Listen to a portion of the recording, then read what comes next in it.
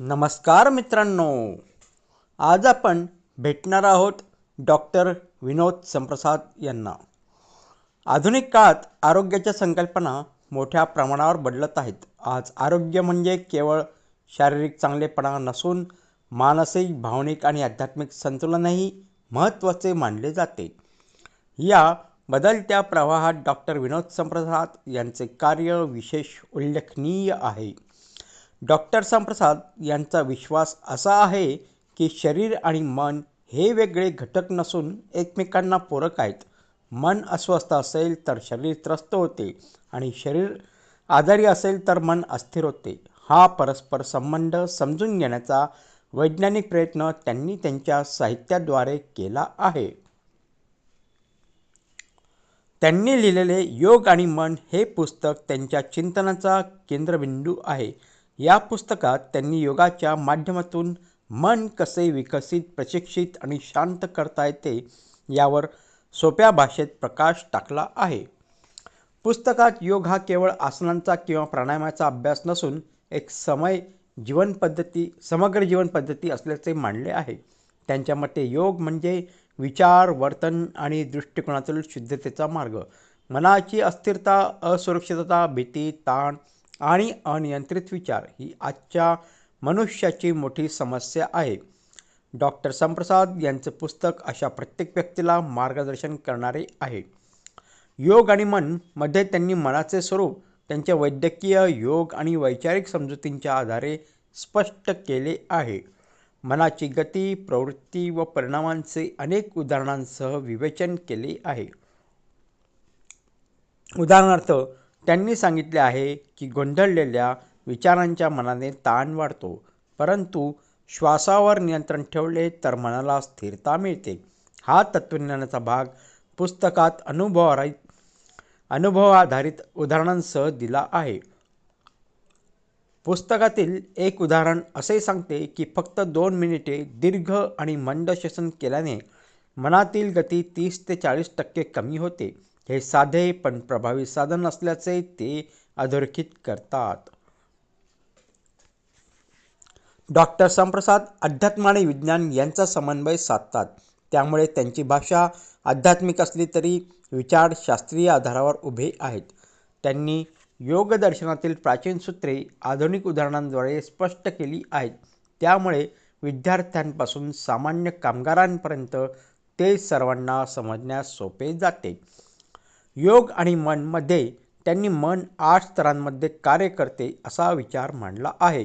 चेतना, अवचेतना, समाधी, मनोवृत्ती, चित्त, अहंकार इत्यादी ही विभागणी आध्यात्मिक ग्रंथांमध्ये आहे, परंतु त्यांनी ती आधुनिक भाषेत मांडली आहे। पुस्तकात त्यांनी असा मुद्दा मांडला आहे की मनाला बाह्य जगापेक्षा आतल्या जगाची ओळख करून दिली तर जीवनातील अडचणी कमी वाटतात। हा योग ग्रंथांचा मूलभूत संदेश आहे। डॉक्टर संप्रसादांचा दृष्टिकोन प्रायोगिक आहे। प्रत्येक अध्यायात आताच करून बघा अशा छोट्या ध्यानी किंवा सरावाच्या मार्गदर्शक टिपा आहेत। उदाहरणार्थ, एका अध्यायात त्यांनी 5 मिनिटांच्या मौन साधनेचा प्रयोग दिला आहे। दररोज 5 मिनिटे शांत बसून श्वास पाहणे हे मनात क्रांतिकारक बदल घडवू शकते असे त्यांनी म्हटले आहे। पुस्तकात त्यांनी योगाचा भावनिक आरोग्यावर परिणाम स्पष्ट केला आहे। राग, मत्सर, भीती, हीनत्वभाव यांसारख्या भावनांचे नियमन योगाद्वारे कसे करता येते हे त्यांनी विवेचन केले आहे। त्यांनी स्पष्ट केले आहे की भावना हे रोगांचे मूळ कारण आहे। डॉक्टर म्हणून याची त्यांनी अनेक उदाहरणांनी पुष्टी केली आहे। उदाहरणार्थ, तणाव सतत असेल तर पचनसंस्था, हृदय आणि हार्मोन्सचे संतुलन बिघडते। हे वैद्यकीय ज्ञान योगशास्त्राशी जोडून त्यांनी वाचकांसमोर मांडले आहे। पुस्तकात ध्यानाची शास्त्रीय मांडणी विशेष उल्लेखनीय आहे। ध्यान म्हणजे मन रिकामे करणे नव्हे, तर मनाला एकाच बिंदूवर स्थिर करणे असा त्यांनी स्पष्ट अर्थ दिला आहे। त्यांनी ध्यानाच्या 8 पद्धती दिल्या आहेत: श्वास ध्यान, मंत्र ध्यान, ज्योती ध्यान, मौन ध्यान, प्रज्ञा ध्यान इत्यादी। यापैकी कोणतीही एक पद्धत वाचक निवडू शकतो। योग आणि मन एक प्रेरणादायक पुस्तक आहे. वाचकाला विचार करायला लावणारे, स्वतःची ओळख करून देणारे आणि जीवन समतोल बनवणारे आहे. डॉक्टर समप्रसादांनी मानवी मनातील अस्थिरतेला सामाजिक कारणांची जोडही दिली आहे. स्पर्धा, अपेक्षा, यशस्वी होण्याची भीती, आर्थिक ताण, नात्यातील तणाव हे मनाचे शत्रू कसे आहेत यावर त्यांनी विचार मांडला आहे. त्यांच्या मते योग म्हणजे पळ काढणे नव्हे, तर जीवनातील कठीण प्रसंगांना सामर्थ्याने सामोरे जाण्याची क्षमता विकसित करणे होय. त्यांच्या लेखनात अध्यात्माचा मोठा भाग आहे, परंतु त्यात कोणताही अंधविश्वास नाही. त्यांच्या सर्व गोष्टी अनुभवसिद्ध आणि वैज्ञानिक स्पष्टीकरणासह आहेत. ते म्हणतात की मनाला जितकं प्रशिक्षित कराल तितके जीवन हलके वाटेल, कारण जीवनाची गुणवत्ता बाहेर नसून मनाच्या गुणवत्तेत असते. त्यांनी पुस्तकाच्या व्यक्तीच्या जीवनाचे परिणाम 3 क्षेत्रांवर अवलंबून असतात असे सांगितले आहे. 1. विचार, 2. सवयी, 3. कृती.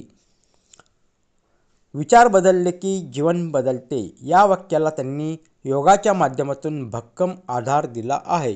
या पुस्तकाचा आणखी एक महत्त्वाचा भाग म्हणजे स्वयंशोधन. त्यांनी सांगितले आहे की दररोज 10 मिनिटे आपले विचार लिहिणे ही मनशुद्धीची प्रक्रिया आहे. हे साधे आणि प्रभावी साधन आहे. पुस्तक पूर्ण वाचल्यावर वाचकाला एक गोष्ट निश्चित जाणवते, समस्या जगात नाहीत, त्या आपल्या मनाच्या प्रतिक्रियेत आहेत. ही जाणीवच अंतर्मुक्तीची सुरुवात आहे. त्यामुळे योग आणि मन हे पुस्तक केवळ वाचनासाठी नसून जगण्यासाठी, अनुभवण्यासाठी आणि आचरणासाठी आहे. याची शैली प्रेरक आणि मार्गदर्शक आहे. डॉक्टर विनोद समप्रसाद यांचे कार्य म्हणजे आधुनिक मानवाला आरोग्य आणि शांततेचा मार्ग दाखवणारी दिव्य ज्योत आहे. योग आणि मन हे पुस्तक मन शुद्ध, दृढ आणि आनंदी करण्याचा आत्मिक मार्ग दर्शवते. हे पुस्तक वाचणाऱ्याला स्वतःची अंतर्मुख यात्रा करण्याची प्रेरणा मिळते आणि त्यामुळेच त्याचे साहित्य आजच्या काळात अधिक उपयुक्त ठरते. मित्रांनो, मी तुम्हाला या पुस्तकातील एक छोटीशी गोष्ट सांगतोय. डॉक्टर विनोद समप्रसाद यांचे काका मुंबईला राहायचे. डॉक्टर विनोद समप्रसाद हे लहान असताना त्यांच्याकडे शिकण्यासाठी गेले होते. तेव्हा त्यांनी एकदा काकांना प्रश्न विचारला, काका, ही एवढी गर्दी, हे लोक कुठे पळत आहेत, कुठे कशामागे धावत आहेत? त्यावर काकांनी काहीच उत्तर दिलं नाही, निरुत्तर झाले. आणि जेव्हा ते काका एकदा आजारी होते, हॉस्पिटलमध्ये होते, तेव्हा डॉक्टर विनोद समप्रसाद परत त्यांना भेटायला गेले होते. तेव्हा त्यांनी विचारले, बाबा रे, तू म्हणतो ते खरं आहे, तू खरंच खूप सुखी आहे, शांत आहेस, तू कशामागे धावू नको, तू जसा आहे तसा खूप चांगला आहे. तर मित्रांनो, तुम्हाला आजचा हा व्हिडिओ कसा वाटला ते नक्की कळवा. आणि हो, लाईक करायला आणि सबस्क्राईब करायला विसरू नका. आपण पुन्हा एकदा भेटूया एक नवीन विषय घेऊन. तोपर्यंत नमस्कार.